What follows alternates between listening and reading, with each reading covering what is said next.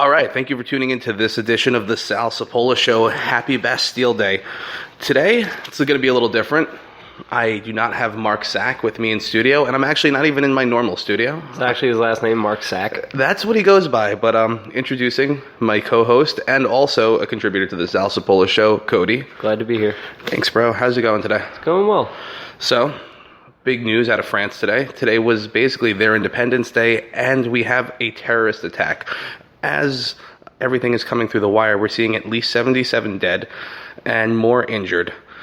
Now, just to give you a brief history on Bastille Day, it takes place every year on July 14th. It began in 1789, and it was the beginning of the French Revolution, in which the people stormed the Bastille, which was a prison, and the rest is history. Right. Now, right after the attack, the French president was given a statement saying that this was obviously a terrorist attack. What did you think when you first heard it? Well, I don't know what else you would think other than a terrorist attack. I just think it speaks to the rhetoric that our politicians go by so much. I mean, what would you expect our commander-in-chief to say after something like this? That still have to find out all the details, still have to wait it out. I mean, it could have been a drowsy driver. It could have been a woman driver, maybe. Could have been a woman driver. Maybe a Chinese driver. I mean, look, you think that even if, like, your brakes fail, right, how many people do you think you're going to take out? Yeah, you know, really, it's an impressive number if you think about it. How just be driving through that long, right? I mean, I don't know if you've ever been in a car when you hit a deer. Yeah, you stop right away. Try hitting 80 deers. Yeah, it's shocking. I don't know how that's even possible, but someone managed to do it. And what happened was these people were watching fireworks when this happened. Right. Yeah, and the driver was shot and killed by the police. It's a pretty scary thing out there, and my heart goes out to the people of France and everyone celebrating Bastille Day, and this will forever be a tarnish upon their basically Independence Day. It's a bad day to be French. It is a bad day to be French. It's a bad day to be in this culture right now that's so accepting of Islam. Right now, it's the political correct thing. It's the browning of America, the browning of Europe. They don't offer anything to society yet, but we need to import them here. We need to bring them here. Right. Oh man. So what's the big news going on with I'd like Trump? to talk about it a little bit. Just a little bit of a disclaimer for myself that no official word has been heard from the Trump campaign that a VP has been selected, though it's all over the news that Trump campaign has selected Mike Pence. He's governor. Ooh, Pence? Mike Pence. Ooh. What are we talking? We say he's governor of Indiana. He's the governor of Indiana. Governor correct. of Indiana. Biggest thing about Mike Pence, big red flag, looks like it's a pretty conservative choice. My co-host touched upon that. It's a good political move for him to pick governor of a swing state. Well, it's a big political move, and this is all going to come down to swing states. We know which states are red and blue. We know who's going to go red, who's going to go blue. It's all about winning the middle of America right now, and Indiana is a big one. Right. I'd like to talk a little bit. It looks like more so than ever, this is going to be an election that's decided by social media. And a couple tweets that have been fired off in regards to this. July 8th, we had Mike Pence come out and say that, I have it verbatim written down here. I had it. Yeah. Alright, sorry about this dead air. He says that calls to ban Muslims from entering the U.S. are unconstitutional. Now we know how big of a part of Trump's campaign that claim was. We also had, in a less of a firm way, we had him say that he was going to vote Cruz. Well, I think where you say where we're going to ban Muslims, I don't think Trump ever said he wanted to put a complete ban on Muslims. Right. He wanted to keep them from coming in until we figure out a better vetting process. And I think that's a big thing. I don't think we were very nice to the Germans during World War II. I don't think we were very nice to the Japanese during World War II. Right.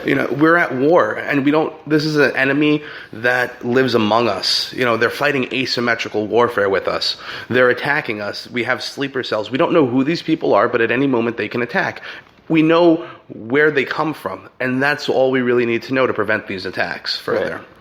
But I'm worried about Mike Pence actually being the choice. Well, what's your knee-jerk reaction? I would rather see someone who is a little less establishment, one of the things I really like about Trump is that he is a non-establishment president. He is someone who's coming from the free market. He's played politics with these guys, and now he's throwing them all under the bus, and I'm loving every moment of it. Well, I know we spoke about it earlier, just at our time alone, or a time that we had together. Say you were posed with a choice. Who would you have chosen to be Trump's running mate? I would have went with someone crazy. Would you have gone McAfee?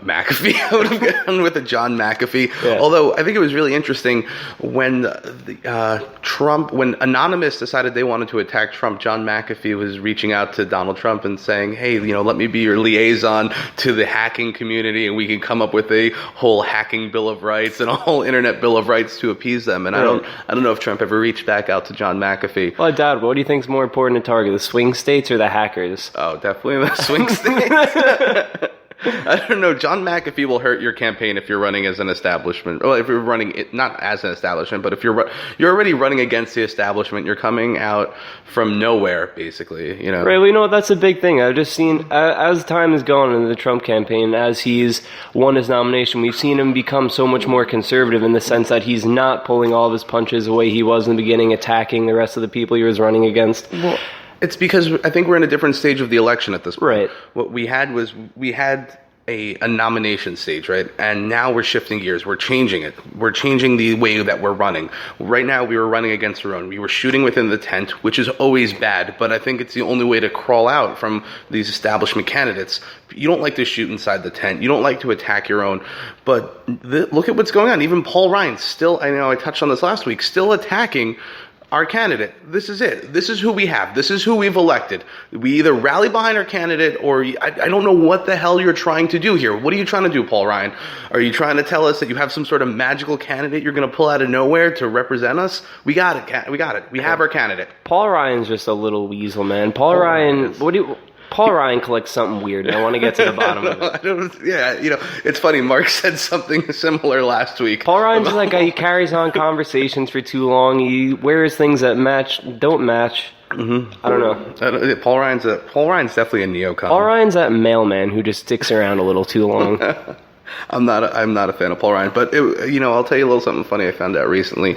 During an interview, Roger Stone was talking about the Trump campaign and said that after Mitt Romney lost the election, Trump actually instructed his lawyers to quietly copyright or trademark, I forget what it is, I'm not really a business savvy person, trademark the phrase "Make America Great Again." So he knew he was going to run that long ago, or at least knew that he was going to run under that slogan. So it's amazing that this has been that long in the making. That's a power move. That is a power move. That's a power tie. That's a power move from a man who wears a power tie and has a power head of hair. Yeah, it's a great. It's a caricature. So who would you like to see as vice president? I said Gingrich. I think that was going to be another conventional choice, but I would have been a little more pleased with that just because he was another conventional choice. What about an Alex Jones? What about an Alex Jones? I want someone crazy. I don't think Alex Jones could weather a campaign at this point. I think his heart would give out in about a week or two. I want someone crazier than Trump, because if they kill Trump, all right, well, now it's President Alex Jones, and you have to listen to Alex Jones. Why not just bring back Ben Carson? That would have been. I would like a Ben Carson. I would like a Ben Carson. I would like a Ben Carson. I think Ben Carson was great. That's a really awesome black man for president. You know how they always show at the end of a campaign, at the end of a term, that they show how the presidents have aged. You would see Ben Carson, if he were elected, turn into Uncle Ben's rice. He would be Uncle Ben Carson. Oh man, that's funny. That's funny stuff. I'm a little weary about what's going on in the American presidential race right now. I do love that all the Bernie Sanders fans are ass hurt right now, or butt hurt. What do the kids say? They're butt hurt. They're butt hurt. Yeah. He's endorsing Hillary Clinton. They're salty. He ran a whole campaign against Hillary Clinton to now back her, and he's saying Trump is the number one threat to America. Where does Hillary stand on her running mate right at this point? She hasn't picked one yet. She hasn't picked a running mate. I think she would go with Bernie? You know what? I feel like that. Why else would Bernie go out and do that? I mean, if you're going to roll over and accept your defeat, you're trying to get something out of it, I think. Oh, man, I really hope that doesn't happen, because that would be such a power move. I never even thought about that. That would just be so insufferable. It would be.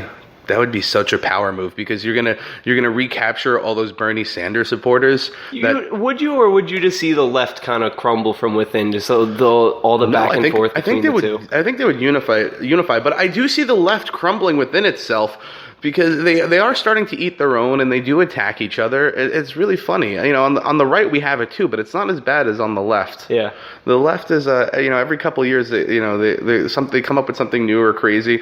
I remember, you know, that when I was younger, I was pretty much considered a liberal, and then as I got older, wow, we've shifted so much. Like a lot of the stuff we held as liberals were basically conservatives. Now, you know, liberals want to ban free speech, certain types of free speech. They want to ban hate speech. What the hell is freedom of speech supposed to protect? Is it supposed to protect your right to say, like, oh, you know, I like the Mets? Right. That's what freedom of speech protects here? Right, so give me a probability here. Over the last 2 elections, we've had the Democrats present a black nominee and a woman. Oh, so, it's going to be a transgender next one. I was going to say, is it going to be a transgender or a Muslim? Oh, you know, it's definitely going to be a transgender. A transgender Muslim? A transgender Muslim. You know, that would be a person who's constantly at war with themselves, because if you're a Muslim, you do not accept transgenders, which is I always love the left, because they just want to import Islam. And you go to like countries like Saudi Arabia, women can't drive, they can't vote, they have to be out in their burqas, you could be killed for being gay. This is all the stuff that they all love over there. Yeah. And you're just like, oh no, we need to bring them over here. Yeah. It's a regressive left. You're just going backwards. And it's an example of the left eating themselves. Right. You know. They just love the idea of it. They love the idea of it. I remember when the kids took over NYU and protest and locked themselves in the cafeteria, barricaded themselves in the cafeteria, and they were asked, okay, so what are your demands? And their demands were so stupid. One of them was free tuition for Palestinian students. Yeah. What kind of fucking demand is that? I want free tuition for Palestinian students, whatever. It's something in the Middle East, something around. Oh man, it's kind of a mess over here, and our political system is really fucked. Yeah. So when did you get on the Trump train? It's hard to say. I mean, I remember when the first debate was at the convention, maybe. I was really behind Carson just for. This is really my first election getting into politics, I have to say. Right, how old are you now? I'm 19. 19, okay. So it's the first year you can really vote in a major election. Exactly. I mean, I remember I heard the rumblings of Trump maybe running for president. And that was definitely spoken about a couple of years before it actually came out. And after the first debate, I was really behind Carson just because of the same thing. I think he comes from a good background, but again, he's a non-establishment, and his things fills out pretty quickly. I mean, his whole pyramid. Well, Ben Carson was really a big front runner at CPAC. Yeah. About 2 years ago. But the real big front runner was Rand Paul, and I was really behind Rand Paul because I was a huge Ron Paul fan. Yeah. But I knew that they were different. I knew fundamentally they were different, but I really would like to have seen a Paul in office. And when Rand Paul's campaign started to fall apart, I started to look at Ted Cruz, but I just couldn't get behind Ted Cruz. You know, I like the Christian conservative aspect of him, but for some reason I was so hesitant to get on the Trump train because I thought he was a political shill. I thought he was just someone in there to make Hillary Clinton look good. And, you know, as time went on and I saw him attacking Hillary, I started to realize, okay, this guy is for real. That was really my first apprehension, too. I mean, I didn't think it was that specific, but I just had some reservations because I always said that the only way to attack big money, like Trump has said, is just to go at it with big money. And I thought maybe they could have been in cahoots behind doors. I still really can't rule that out. I don't know. I think I can. You know, I mean, he's said so much, but he hasn't enacted anything because he hasn't been elected, so you really won't know until he's in office. He's attacked Hillary Clinton so far in speeches. I think one of the big telling things is if he loses right now, American opinion of him has shifted so much. It's hurt his brands. Macy's has boycotted him. He's losing millions of dollars on this, and he's also funding the election with his own money so far. Right. It's he has way more to lose than to gain. Didn't it come out recently, though, that he accepted his first donation? Well, it means accepting donations from the public, but I'm unaware of this. Would you like to fill me in? No, I'm not sure. I thought you knew more of the details. Maybe it wasn't that major. Yeah, I don't know. I mean, I don't know. I haven't heard anything yet, but now I have to research this. Yeah, we'll look into it. when you start to see the attacks coming at him and you start to realize how irrational they are, like I've seen friends post things on Facebook saying, the party that the KKK endorses is Trump. Mm-hmm. What demographic of